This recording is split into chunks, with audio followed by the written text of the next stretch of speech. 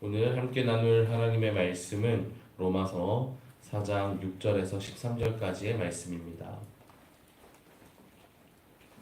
신약성경 244쪽쯤에 있습니다.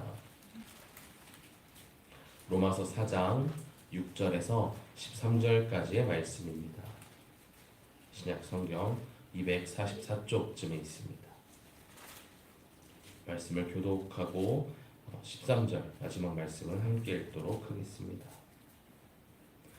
이란 것이 없이 하나님께 의로 여기심을 받는 사람의 복에 대하여 다윗이 말한 바 불법이 사함을 받고 죄가 강해지는 사람들은 복이 있고 주께서 그 죄를 인정하지 아니하실 사람은 복이 있도다 함과 같으니라. 그런즉 이 복이 할례자이겠냐 혹은 무할례자이겠느냐 무릇 우리가 말하기를 아브라함에게는 그 믿음이 의로 여겨졌다 하노라. 그런즉 그것이 어떻게 여겨졌느냐? 할례시냐 무할례시냐? 할례시가 아니요 무할례시니라.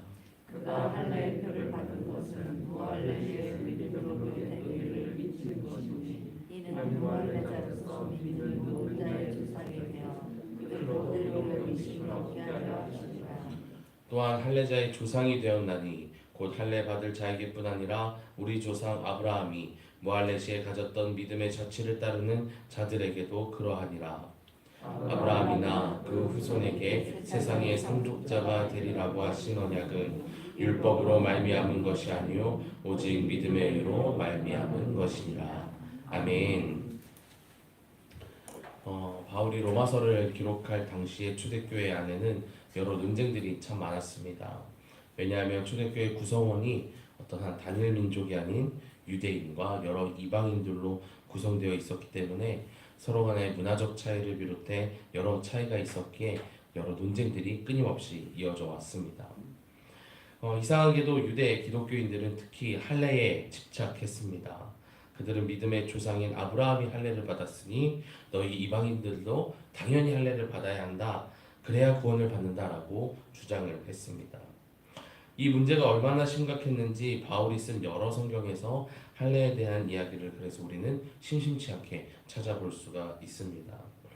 그리고 이 할례 문제로 인해서 기독교 최초의 공의회인 예루살렘 회의가 이제 열렸었는데요. 이런 배경 속에서 바울은 오늘 말씀에서 유대인들의 믿음의 조상인 아브라함을 언급하며 할례라고 하는 이 형식에 집착하는 이들에게 형식이 아닌 할례 안에 있는 의미를 찾을 것을 권면합니다. 우리 그리스도인들은 어떤 일을 하든지 그 안에 우리 기독교의 핵심 가치인 하나님 사랑, 이웃 사랑이라는 가치를 담아서 그 사명을 감당하려고 합니다. 그런데 우리 인간의 눈에 그 하나님이 보이지 않아서 그런 것인지 옛부터 하나님 사랑, 이웃 사랑을 의미하는 어떤 물건이나 어떤 예배 형식들을 계속해서 만들어 왔고 그것을 통해서 많은 이들이 하나님 사랑을 또 이웃 사랑을 실천해 왔습니다. 이것은 꽤나 성공적이었습니다. 오랜 시간 교회와 성도들은 여러 도구 또는 여러 예배 형식의 도움을 받아서 전통이란 이름 아래에서 그 신앙을 잘 이어왔습니다. 그런데 문제는요, 어느샌가 그 의미가 아닌 도구에 불과한 형식에 매달려 왔고 또 형식에 집착해 왔습니다. 그리고 그 형식으로 인해 도리어 많은 이들이 상처를 받기도 하고 고통을 받기도 했습니다. 그래서 지금으로부터 약 500여 년 전 루터에 의해서 종교개혁이 일어났었죠. 그리고 그렇게 종교개혁을 이어 세워진 지금의 교회들은 어떨까요? 더 이상 형식에 집착하지 않을까요? 안타깝게도 여전히 현대의 교회 역시도 도구와 형식에 집착하고 있습니다. 물론 교회가 사용하려고 하는 그 도구와 그 형식이 악한 것은 아닙니다. 다만 우리는 그것을 선용하여서 수많은 열매를 맺어왔기 때문에 잘 활용해야 한다는 것이죠. 또 문제는 의미보다 도구와 형식이 앞서서는 안 된다는 것입니다. 그런데 많은 상황 속에서 우리는 의미보다는 도구와 형식을 앞세우는 모습들을 교회 안에서 또 우리가 살아가는 그 신앙생활 속에서도 자주 보게 됩니다. 그것은 마치 오늘 본문에 등장하고 있는 유대 기독교인들이 할례라고 하는 그 형식을 이방인들에게 강요하는 것과 같습니다. 이것은 오히려 앞서 이야기했던 기독교의 핵심인 하나님 사랑, 이웃 사랑을 외면하는 일이 되고 말았습니다. 그래서 우리는 주님께서 왜 이 땅에 오셨는지를 먼저 좀 생각해 보아야 하는데요. 요한복음 10장 10절의 말씀입니다. 도둑이 오는 것은 도둑질하고 죽이고 멸망시키려는 것뿐이요 내가 온 것은 양으로 생명을 얻게 하고 더 풍성히 얻게 하려 하는 것이니라. 예수님께서 말씀하고 계시는 이 풍성은요, 교회 안에 사람이 늘어나는 것이 아니었습니다. 예수님께서 이 땅에 오신 것은 우리를 율법이나 교리에서 얽매인 이들을 해방시키기 위함이셨습니다. 누가복음 4장 18절 말씀입니다. 주의 성령이 내게 임하셨으니 이는 가난한 자에게 복음을 전하게 하시려고 내게 기름을 부으시고 나를 보내사 포로된 자에게 자유를, 눈먼 자에게 다시 보게 함을 전파하며 눌린 자를 자유롭게 하고. 쉽게 말해 예수님께서는 억눌린 자를 자유롭게 하기 위해서 자유를 잃은 이들에게 자유를 허락하기 위해 오셨습니다. 그런데 우리는 오히려 형식에 들려있는 자유를 잃은 모습을 보일 때가 많다는 것입니다. 그래서 마치 교회에서의 어떤 신앙생활, 어떤 봉사를 하는 것들을 보게 되면 마치 직장에서 어떤 실적을 올리듯 어떤 결과를 내가 만들어야 한다는 부담감을 안고 있는 것처럼 보일 때가 많습니다. 물론 잘하려고 하는 것, 열매를 맺고자 하는 그 마음 너무나 좋죠. 하지만 이것이 너무 과해지기 시작하면 스스로에 대한 책망과 함께 좌절감이 강해지기도 합니다. 심지어 그 잣대가 나 자신을 넘어서 상대방, 다른 교우들로 향하기 시작하면 공동체를 힘들게 하기도 합니다. 어째서 우리 안에 이러한 마음, 이러한 일들이 생기게 된 걸까요? 이것은 우리가 무엇을 해야, 무엇을 이루어야 복을 받을 수 있다라고 생각하는 기복신앙 때문에 그렇습니다. 그래서 한번 생각해 보셨으면 좋겠어요. 하나님께서 내가 너를 지켜봤더니 김 목사, 내가 너를 지켜봤더니 성경도 많이 읽고 봉사도 많이 하고 열심히 살고 하니까 내가 복을 내려줄게 라고 말씀하시면서 베풀어 주신 복이 있을까 생각해봤는데 없어요. 여러분들은 어떠십니까? 장로로서, 권사로서, 집사로서 맡겨진 사명을 열심히 감당했으니 내가 너에게 복을 주겠다라고 주님께서 말씀하신 것이 있으십니까? 우리가 그동안 누렸던 복은요, 좀 과감할지도 모르겠지만 하나님께서 우리에게 은혜로서 허락하신 것이지 우리의 어떠함으로, 나의 공적으로 우리의 삶이 더 나아지거나 무언가 생긴 것은 아니라는 것입니다. 그렇다고 우리가 그동안 지켜왔던 행위나 갖춰왔던 형식들을 버리자는 것은 아닙니다. 가장 먼저 하나님께서 우리에게 허락하신 일들의 그 의미들을 잊지 말자라고 하는 것입니다. 그리고 그것은 앞서 이야기했던 하나님 사랑과 이웃 사랑입니다. 제가 한 책을 보다가 이런 문장을 본 적이 있었어요. 사람이 사랑을 삶으로 살 때 진짜 사람이 된다. 사람이 사랑을 삶으로 살 때 진짜 사람이 된다. 그리스도인은 진짜 사람이 되는 것, 가장 인간다워지는 것입니다. 물론 당연히 예수 그리스도를 닮은 삶을 추구하는 것이죠. 본능에 휘둘리는 사람이 아니라 하나님의 섭리에 따르는 삶, 사랑을 실천하셨던 예수님을 닮아가는 삶을 사는 것입니다. 그래서 어떤 교회에 기가 막힌 예배의 형식이 있다고 해서 사람이 모이는 것이 아니라 의미, 하나님과 그 사랑이 있어야 교회에 사람이 모인다는 것이죠. 앞으로 우리가 교회에서 또 우리가 살아가는 세상에서 그리스도인으로서 무엇을 하든지 어떠한 형식만을 앞세우고 거기에 매이기보다 그 안에 담겨져 있는 의미를 찾고 되새길 수 있는 우리 모두가 될 수 있기를 소망합니다. 마지막으로 오늘 본문에서 바울이 언급하고 있는 아브라함을 살펴보며 말씀을 정리하고자 합니다. 아브라함이 75세일 때의 일을 이야기하고 있어요. 하나님의 뜻에 따라서 본토 친척 아버지의 집을 떠나기로 결정하고 나서 10여 년간 엄청나게 아브라함이 고생을 했습니다. 그런데 그런 아브라함에게 하나님께서 10년 만에 나타나셔서 하시는 말씀이 무엇이었냐면 내가 너에게 씨를 주겠다라고 말씀하셨어요.